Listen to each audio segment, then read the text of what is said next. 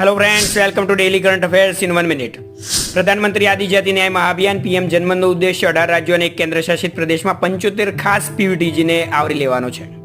ભારતીય સેનાની ટુકડી બહુરાષ્ટ્રીય સૈન્ય અભ્યાસ માટે ખાન ક્વેસ્ટ માટે રવાના થઈ ઉલાનબતાર મંગોલિયામાં આ એક્સરસાઇઝ હાથ ધરવામાં આવશે.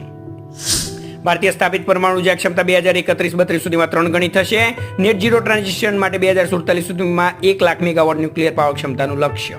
આપત્તિ વ્યવસ્થાપન માટે યુવા આપમિત્ર યોજના તથા સ્ટેટ ડિઝાસ્ટર રિસ્પોન્સ ફંડ અને સ્ટેટ ડિઝાસ્ટર મિટિગેશન ફંડનું આયોજન.